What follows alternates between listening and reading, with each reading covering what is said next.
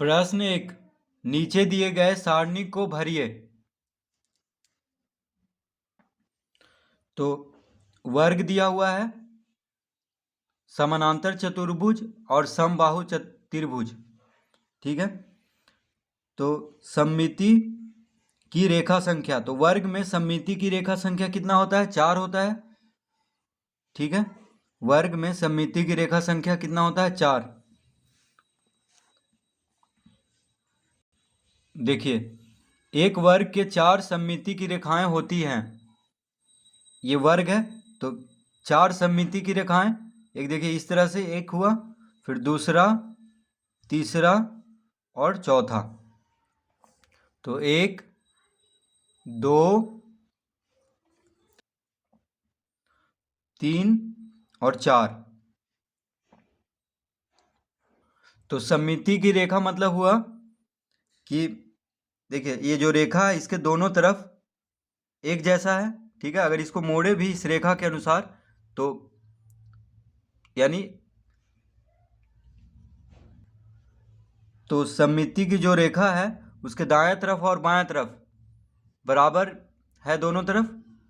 ठीक है, तो सममित आकृतियां मतलब हुआ कि आकृति का आधा बायां भाग तथा आधा दायां भाग एक दूसरे से पूर्णतया सन्निपाती हो जाए, यानी पूरा पूरी अपने आप को ढक ले। जैसे देखिए ये हुआ इसका सममिति रेखा, तो इस तरफ देखिए और इस तरफ, दोनों तरफ, दायां तरफ और बायां तरफ एक जैसा है। ठीक है, तो वर्ग में सममिति की रेखा संख्या कितना होता है? 4 होता है। तो वर्ग में घूर्णन सममिति का क्रम, तो घूर्णन सममिति का क्रम भी 4 होता है। तो ये घूर्णन सममिति का क्रम क्या है? तो ये देखिए एक वर्ग ABCD को वर्ग का केंद्र O के प्रति क्रमानुसार 90 डिग्री, 180 डिग्री, 270 डिग्री और 360 डिग्री का दक्षिणावर्त घूर्णन दीजिए। तो ये वर्ग है, तो अगर इसको 90 डिग्री घुमाएं तो भी जैसा पहले था उसी स्थिति में रहेगा। फिर उसको घुमाएं, देखिए 180 डिग्री, तो भी उसी स्थिति में रहेगा जैसे पहले था। 270 डिग्री घुमाने के बाद प्रारंभिक स्थिति में ही रहेगा, यानी 1, 2, 3, 4, 4 बार। तो घूर्णन सममिति का क्रम कितना हुआ वर्ग में? 1, 2, 3, 4, यानी 4 बार। 4 होगा इसका घूर्णन सममिति का क्रम वर्ग का। तो प्रत्येक घूर्णन के बाद वर्ग अपनी प्रारंभिक स्थिति को प्राप्त करता है, अतः वर्ग एक घूर्णन सममित आकृति है और इसका घूर्णन सममिति का क्रम 4 है तथा घूर्णन केंद्र वर्ग का केंद्र है। समानांतर चतुर्भुज, तो समानांतर चतुर्भुज में सममिति की रेखा संख्या 0 होता है, यानी 1 भी नहीं होता है। ठीक है, और घूर्णन सममिति का क्रम होता है 2। किस तरह से? देखिए मान लीजिए यहां पे हम बनाते हैं एक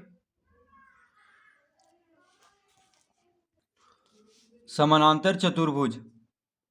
तो समानांतर चतुर्भुज इस तरह से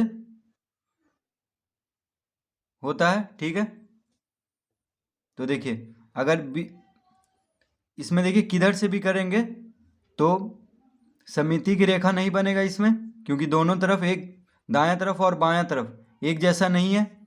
ठीक है, तो इसमें सममिति की रेखा संख्या 0 होता है, लेकिन घूर्णन सममिति का क्रम 2 होता है।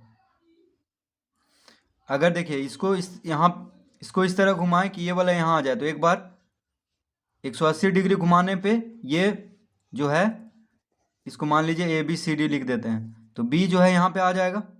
और फिर 180 डिग्री घुमाएंगे तो पहले जैसा, यानी प्रारंभिक स्थिति अपना प्राप्त कर लेगा 360 डिग्री पे। तो घूर्णन सममिति का क्रम कितना हुआ इसमें? 2 हुआ।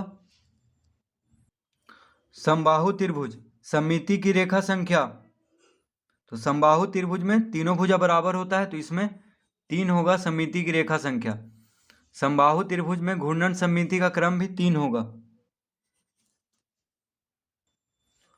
तो समबाहु त्रिभुज ABC को अपने मध्य केंद्र के प्रति 120 डिग्री, 240 डिग्री और 360 डिग्री का दक्षिणावर्त क्लॉकवाइज घूर्णन दीजिए। तो यह है प्रारंभिक स्थिति, ठीक है। तो इसमें देखिए सममिति की रेखा 3 होता है और इसको घूर्णन किया यहाँ पे 120 डिग्री घूर्णन के बाद, तो जैसे पहले था उसी तरह नजर आ रहा है। बस देखिए A यहाँ पे है तो A यहाँ पे हो गया, B यहाँ पे था पहले तो यहाँ पे, ठीक है। उसी तरह इसमें 3 घूर्णन सममिति का क्रम होता है, यानी 3 बार में अपना पहले जैसा, जैसे यहाँ पहले वाला A था ऊपर में, तो यहाँ देखिए आ गया तीसरा बार में। तो प्रत्येक घूर्णन के बाद त्रिभुज अपनी प्रारंभिक स्थिति को प्राप्त करता है, अतः एक समबाहु त्रिभुज में घूर्णन सममिति है और इसके घूर्णन सममिति का क्रम 3 है। प्रश्न 2, निम्नलिखित प्रत्येक प्रश्न के साथ दिए गए विकल्पों में सही उत्तर को चुनिए। एक से अधिक विकल्प भी सही हो सकते हैं। तो वर्ग ABCD के प्रत्येक भुजा की लंबाई 4 सेंटीमीटर है और वर्ग PQRS सर्वासम है वर्ग ABCD के। तो वर्ग PQRS के प्रत्येक भुजा की लंबाई कितनी होगी? तो यहाँ पे दिया हुआ है कि वर्ग ABCD की प्रत्येक भुजा की लंबाई 4 सेंटीमीटर है, ठीक है। और वर्ग PQRS और वर्ग ABCD दोनों क्या है? सर्वासम है, यानी बराबर है, उसका भुजा भी बराबर है और कोण भी सब बराबर है, ठीक है। तो वर्ग PQRS के प्रत्येक भुजा की लंबाई कितना होगा? 4 सेंटीमीटर। तो इसका उत्तर हो जाएगा C। कैसे? देखिए जब यहाँ पे दे दिया है कि सर्वासम है, यानी सब कुछ बराबर है, दोनों का कोण भी बराबर है और भुजा भी बराबर। सर्वासम मतलब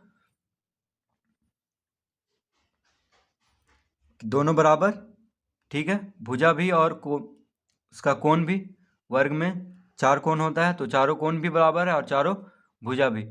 तो जब सर्वासम है तो ABCD के प्रत्येक भुजा की लंबाई 4 सेंटीमीटर है, तो PQRS के प्रत्येक भुजा की लंबाई भी 4 सेंटीमीटर होगा। तो इसका उत्तर हो जाएगा C, यानी 4 सेंटीमीटर।